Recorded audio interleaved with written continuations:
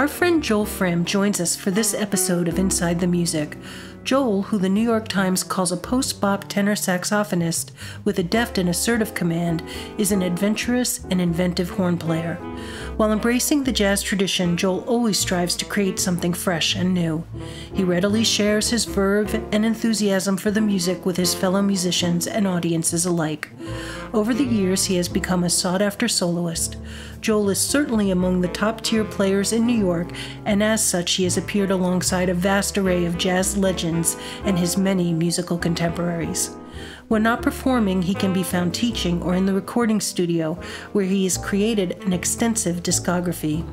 In 2018, Joel was a performer on 2 Grammy-nominated CDs, Freddie Cole's My Mood Is You and Daphnis Prieto's Back to the Sunset, which won the Grammy for Best Latin Jazz Ensemble Recording.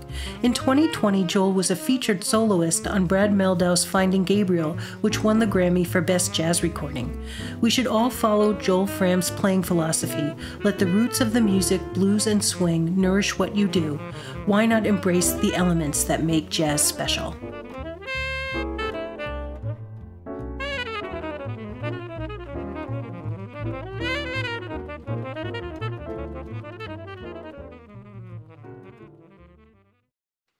Hey everybody, this is Joel Frahm, tenor saxophonist, and I'm recording this for Capital District Jazz, and I want to thank Mark Kleinhout and Capital District Jazz for having me as a guest on their show.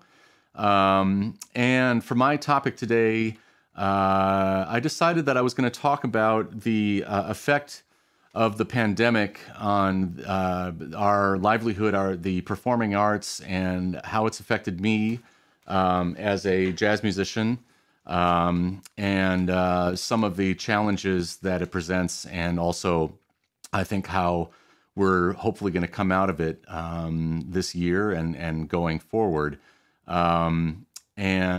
Before I start launching into that heavy subject, I thought maybe I'd play a little bit for everybody out there, just to lighten this up and not just make it a exposition. So I'm going to play a blues before we start. So this is just an impromptu blues.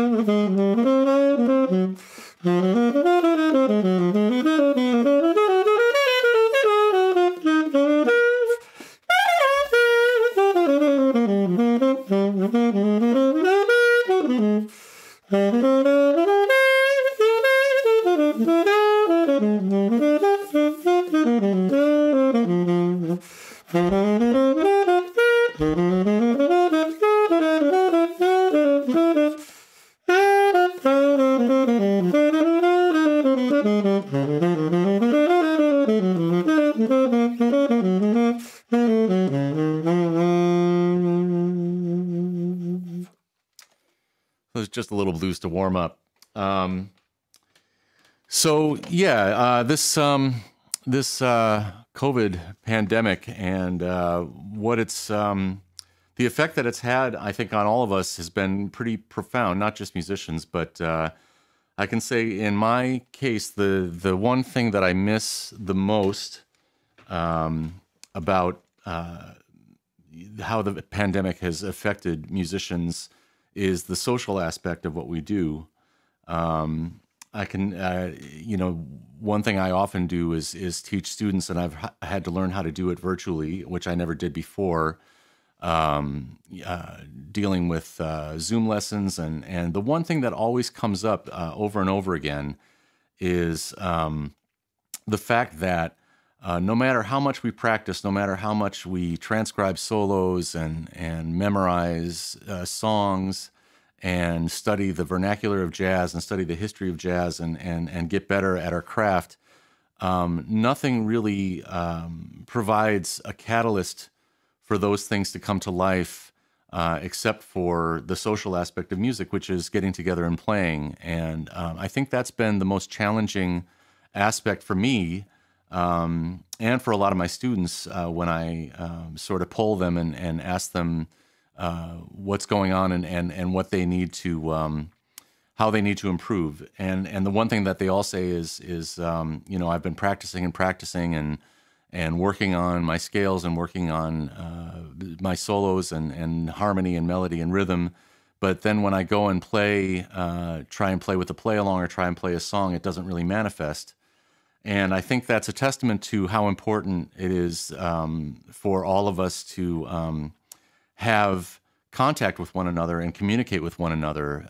And that's the one thing that I'm really hoping will come back in a strong way when it's possible, because jazz is a social music.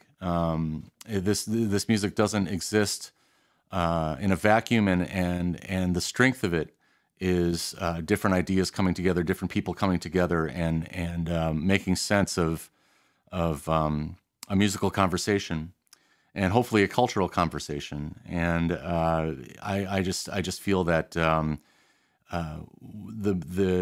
real excitement is going to be when we get back in the room with one another, not just as musicians congregating, but as musicians congregating in front of an audience who will hopefully be hungry to hear some new music and be able to enjoy hearing a swinging band, hearing a bluesy band again. Those are the things that are important to me, and I can say that I'm really looking forward to getting this started.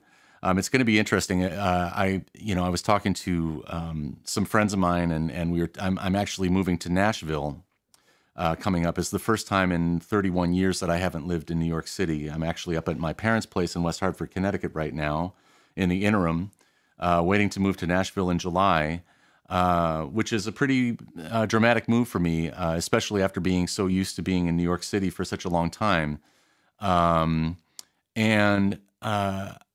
think the reason I did it is that this this whole thing that we've gone through has been so dramatic and such a jolt in a certain way that it sort of made me reflect upon what I was doing. And one of the exciting things I think about going to a different place is the fact that I'm going to meet new musicians, meet musicians who maybe don't think the way I do, don't play the way I do, seek out some players that are in a different style, go out to see some country bands, some rock bands, and check out also what the jazz scene has to offer in Nashville as well. And I think that's healthy. I think if there's one positive thing that has come out of all of this crazy time, is that maybe it's going to offer all of us a fresh perspective going forward, and also make us grateful for what we have. And that is maybe the biggest lesson that I've taken away from all of this is I realize in the very few times that I've had to play with other people in the past little while, now that things are just slowly starting to coalesce and get going again, I realize how truly grateful I am for those opportunities because they seem very precious.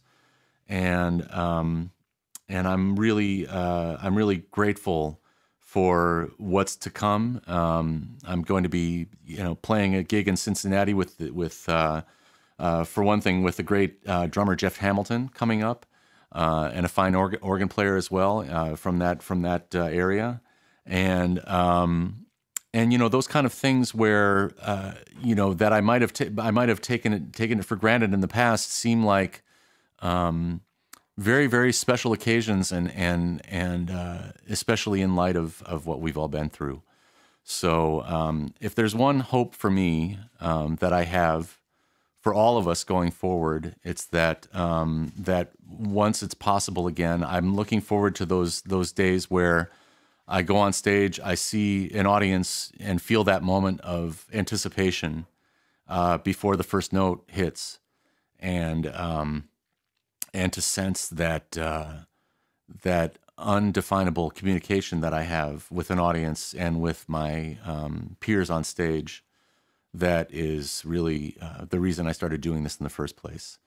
So I think I'll leave you with that thought, and I'm going to play another improvisation to end.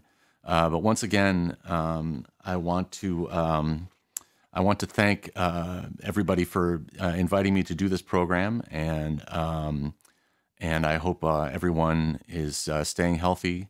And I look forward to seeing you at a future performance.